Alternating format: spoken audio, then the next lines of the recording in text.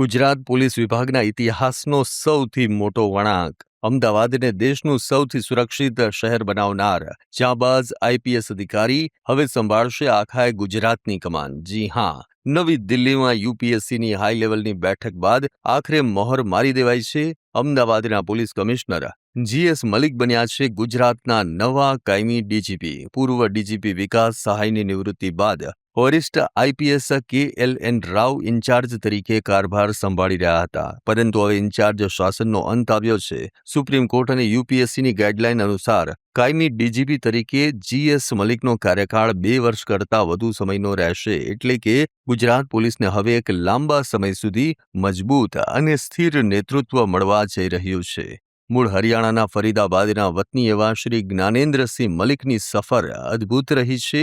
Banaras Hindu યુનિવર્સિટીમાંથી electrical એન્જિનિયરિંગમાં BTech અને બાદમાં LLB કરનાર જીએસ મલિકે આઈપીએસ બનતા પહેલા ONGC બોમ્બે હાઈ અને ભારતીય રેલવેમાં પણ સેવા આપી હતી। 1993 બેચના કડક આઈપીએસ અધિકારીએ ભુજમાં એસએસપી તરીકે કરિયરની શરૂઆત કરી અને ગુજરાતના 6 જિલ્લાના એસપી તથા 4 મહત્વની રેન્જના વડા તરીકે કાયદો વ્યવસ્થા લોખંડી બનાવ્યા। તેમનો અનુભવ માત્ર ગુજરાત પૂરતો સીમિત નથી। 5 વર્ષના સેન્ટ્રલ ડેપ્યુટેશન દરમિયાન તેઓ બીએસએફ ગુજરાત ફ્રન્ટિયરના આઈજી અને CISF દિલ્હીમાં એડીજી તરીકે દેશની સુરક્ષા કાજે તૈનાત રહ્યા। એટલું જ નહીં, વર્ષ 2002માં યુગોસ્લાવિયાના કોસોવો ખાતે સંયુક્ત રાષ્ટ્ર શાંતિ સ્થાપના મિશન એટલે કે UN પેનલમાં પણ તેઓ સામેલ થયા હતા, જ્યાં તેમણે આંતરરાષ્ટ્રીય સ્તરે યુદ્ધ ગુનાઓની તપાસમાં મહત્વની ભૂમિકા ભજવી હતી।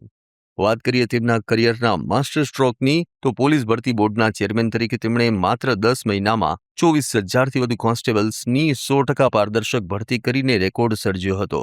બીએસએફમાં હતા ત્યારે કચ્છના હરામી નાળામાં સેના અને વાયુસેના સાથે મળી પ્રથમવાર સાહસિક હેલીબોન ઓપરેશન પાર પાડ્યું, જેમાં પાકિસ્તાની બોટો ઝડપાઈ હતી। અને હા, અમદાવાદ કમિશનર તરીકે તો તેમણે કમાલ જ કરી દીધી। ચંડોળા તળાવ આસપાસ ગેરકાયદેસર બાંગ્લાદેશીઓના આશ્રય સ્થાન સમાન 10,000થી વધુ મકાનો તોડી 4 લાખ ચોરસ મીટર સરકારી જમીન ખુલ્લી કરાવી। જન ભાગીદારીથી 24,000થી વધુ સીસીટીવી કેમેરાનું નેટવર્ક ઊભું કર્યું અને આ જ કડક પોલીસિંગનું પરિણામ છે વૈશ્વિક સંસ્થા નંબીઓ દ્વારા વર્ષ 2025માં અમદાવાદને ભારતનું સૌથી સુરક્ષિત શહેર જાહેર કરાયું। રાષ્ટ્રપતિ પોલીસ મેડલથી સન્માનિત જીએસ મલિક સ્પોર્ટ્સમાં પણ એટલા જ એક્ટિવ છે। ઘોડેસવારી અને શૂટિંગમાં તેઓ મેડલ જીતી ચૂક્યા છે। આવી બહુમુખી પ્રતિભા ધરાવતા અને એક્શન મોડ માટે જાણીતા જીએસ મલિક હવે ટૂંક સમયમાં જ ગુજરાતના નવા ડીજીપી તરીકેનો વિધિવત ચાર્જ સંભાળશે।